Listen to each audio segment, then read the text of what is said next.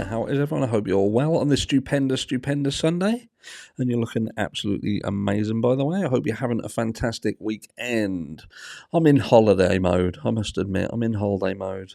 Bit trying to chill out. But anyway, let's crack on because I know you've got better things to do. So I'm going to make this video as quick as possible as we talk about hazings and the fraternity, sorority situation over at WSU, Washington State University.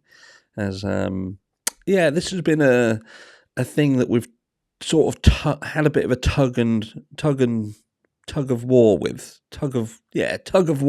in the Idaho 4 case.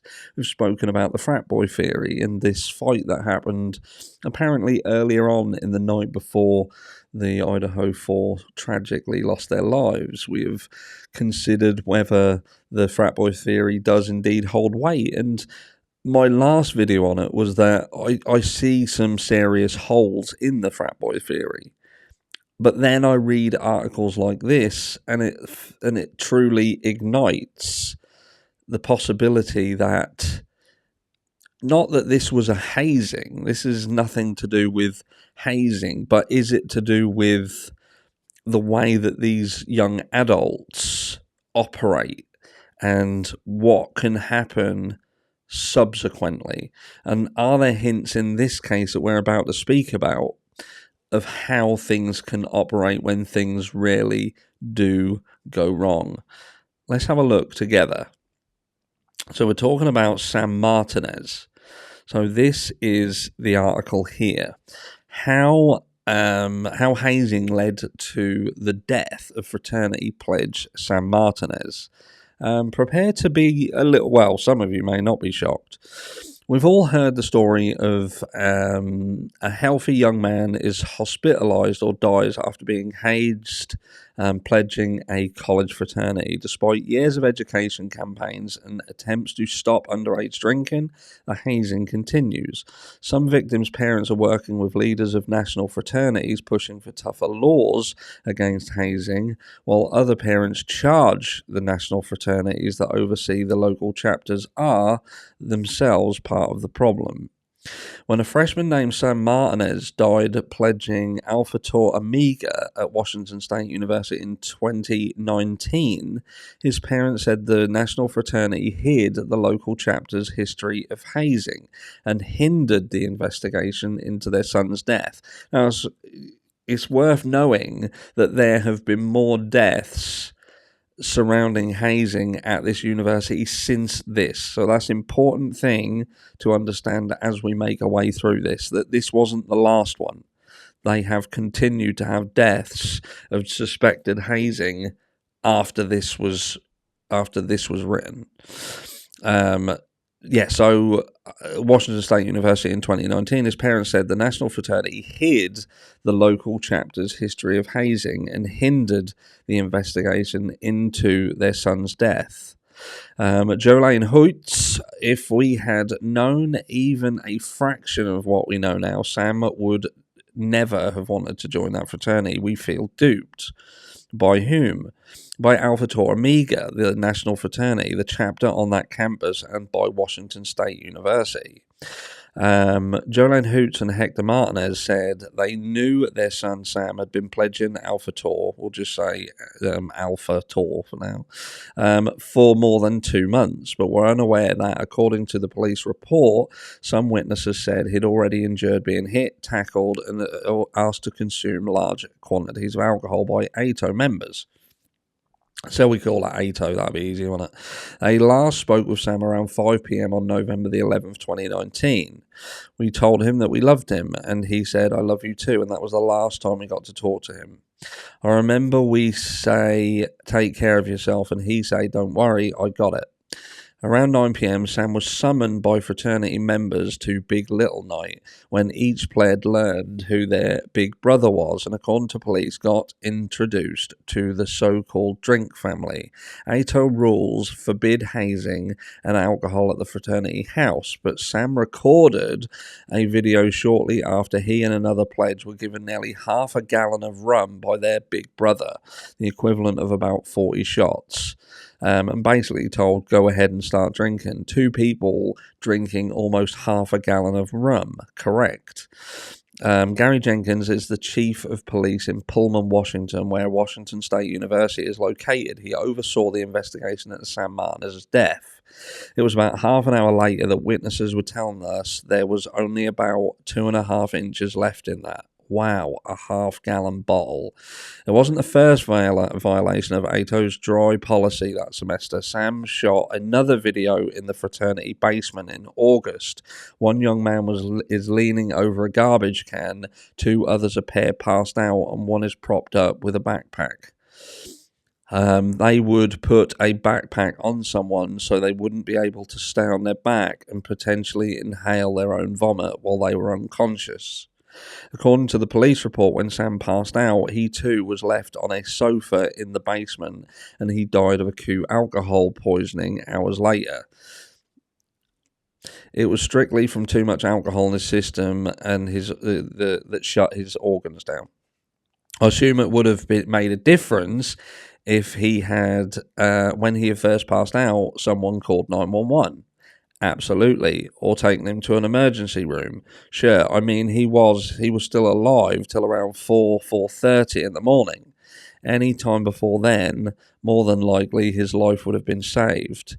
A fraternity member did finally call 911 at 8:30 a.m. Police and EMTs found Sam's body on the basement floor. His blood alcohol level was nearly 5 times the legal limit. Later, according to the police, a fraternity's student president told them he got advice from ATO's national headquarters that Chief Jenkins said hampered the investigation. Gary Jenkins, the student president of the fraternity, told us that they got word from National to instruct all of their members to delete all of their social media. And so that tells me a lot about the national organisation, whether they're really interested in the truth. Do they prevent justice? I think so. I think there was very likely information that would be very relevant to the investigation of Sam's death that would have been in social media that now we'll never know. 8 months after Sam's death, the parents filed a suit against ATO, its members, and Washington State University. Doug Fireberg, their attorney, has litigated more than 40 hazing cases during the last 2 decades. This is an industry that's been involved in this sort of misconduct for decades. I don't think a lot of people think of fraternities as an industry. It's a network of organizations that are there trying to solicit membership from young people who are away from home, often for the first time, and it's clearly designed to make money like any other industry. What is the role of fraternity leadership? They have complete control, but also pair that with deniability, because principal to them is this idea that when someone dies, and that's going to happen, or when someone is sexually assaulted, and that's going to happen, that they have some blockade between them and the victim in terms of liability. My primary goal when Sam died was to find out what happened. Liability was the last thing on my mind. Win Smiley has been CEO of ATO National Fraternity Organisation for 25 years and reports to the board of directors that has authority over its multi-million-dollar budget. He said they set the rules for ATO's 137 local chapters nationwide, educate members aggressively on their policies, banning hazing and underage drinking, and have the power to shut local chapters down. After Sam's death, Win Smiley flew to Washington State University the next day. We wanted to find out who broke ATO policy. They knowingly decided to provide alcohol to Sam, which is a violation not only of our alcohol policy but also our hazing policy. We understand you came with an insurance adjuster. I came with Linda, who is a great investigator. She acts like a mother as it relates to them feeling comfortable with her. Is she an insurance adjuster? She is. Do you turn over the results of any interviews you've done with members to the police? Depends on the situation. In Sam's death, did you? I don't recall, frankly. If you want to be transparent, you would turn over the results of those interviews to police, no? We would have certainly provided that information, and we had had the police asked. Chief Jenkins told us his officers were unaware when Smiley and ATO insurance adjuster were conducting an investigation and received no information from ATO about what members told them. The president of the fraternity told the police that, and I'm quoting, Nationals ATO had told them to delete all their social media. Anytime the chapter is in a situation where it has knowingly violated ATO policy, and we know that there's going to be news coverage, we have advised chapters to take down their social media. We did not tell them to delete. We never tell anybody delete anybody's social media.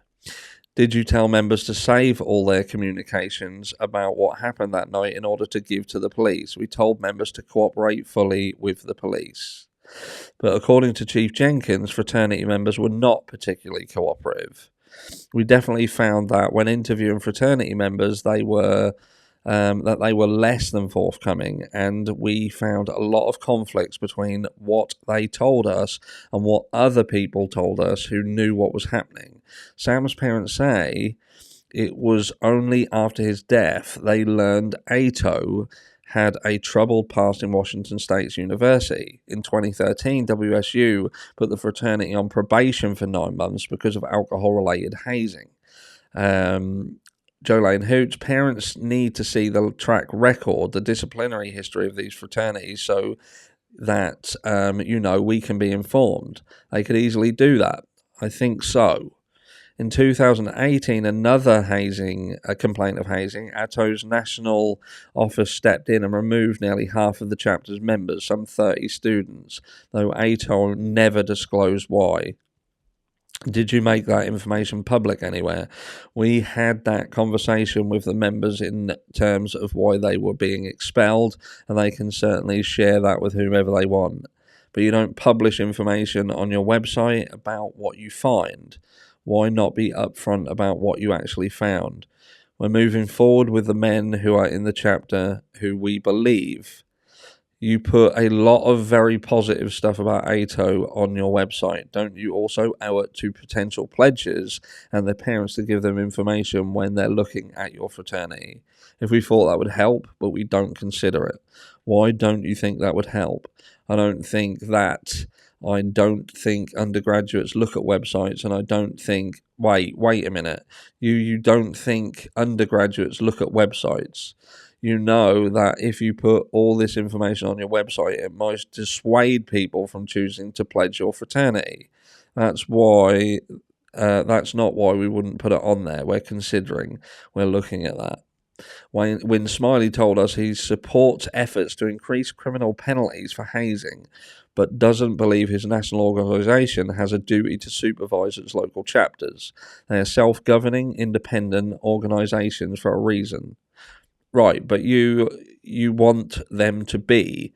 You are making money from them. You can shut them down. You can go in and tell them that you're going to drug test. You have to have a supervisory function. You just are not wanting to embrace it. And if we thought that would be effective, we may consider it. You don't want any adult supervision that's directly linked to you. You don't feel that would be beneficial. We're not convinced that would necessarily be beneficial. I don't think they could be more wrong. I think having an adult there to oversee what's going on and ensure they are complying with their own handbook, everything that was going on was in violation of what their handbook says. They set themselves up to ensure that if something goes wrong, that they can't be held accountable.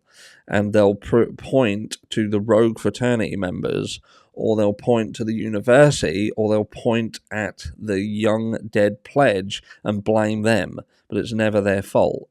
Did they try to blame Sam? Oh yeah. Why was he drinking that night? It's not what we do here. Win Smiley says Sam Martinez wasn't bullied or pressured into drinking the night he died.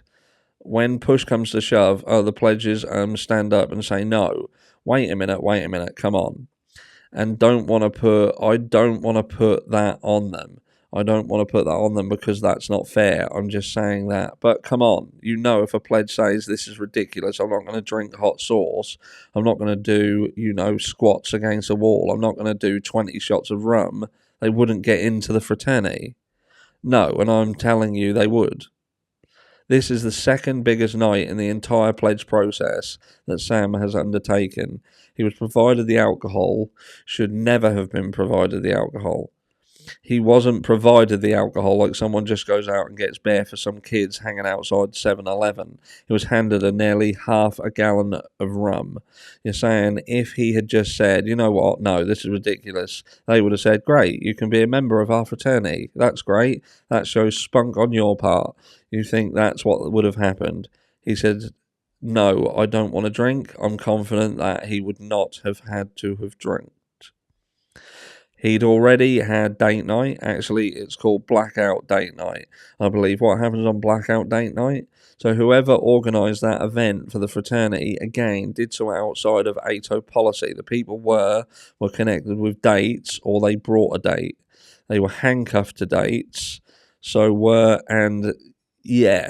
Well, he was handcuffed to a woman and told to drink, I think it was half a bottle of vodka, and should have never been put in that position. In July, ATO settled the lawsuit brought by Sam Martinez's parents without admitting wrongdoing. Washington State University removed its recognition of the chapter, and then ATO revoked its charter.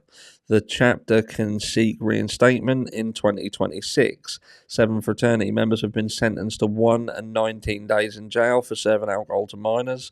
Sam's parents are now working with state legislators to try and make hazing a felony. Jolene Hoots, he was beautiful, quirky, funny, centre of our world, and it felt like the world just fell away the day we learned the news. What do you want to see happen? I don't want to see any more young men die. And all we have to do is search here, hazing death WSU, and search in here. What do we got? And we've got several here, look. Several here. And we've got this one here, look. WSU Fraternity linked to student death appears to have been suspended. And this was another student in 2023, 31st. And this was, I think we covered this. Luke Tyler, 19-year-old Luke Tyler, was found inside his dorm room on January 22nd. And this was 2023. So things have continued.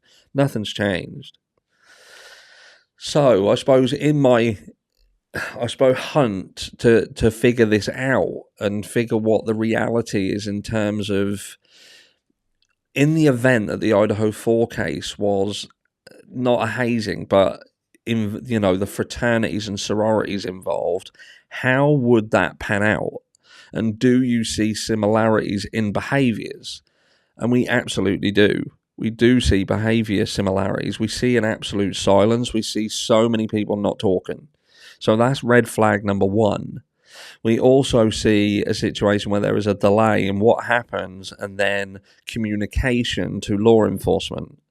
And that, again, in itself seems indicative of, even if you don't consider frat involvement, it's almost like the frat involvement was considered. And we heard like what Steve Gonsalves has stated about people getting cleared too soon and not having to go upstairs and all these. This is all indicative of feeling. Their initial feeling is that this stemmed from the fight. And, moving out of the area, disappearing, vanishing, social media accounts being pulled. And yeah, let me know what you think down below. Is what we're seeing in the Idaho 4 case and the behaviour in the aftermath indicative of this closing up of ranks and hiding stuff? And it's very clear that the universities themselves, the fraternities, that they're basically saying these are businesses, these are money-making businesses of their own. Yeah. I don't know whether I'm completely, I was leaning the other way. I can accept that there's some issues with that theory, but it does still hold weight. I'll catch you all in the next one.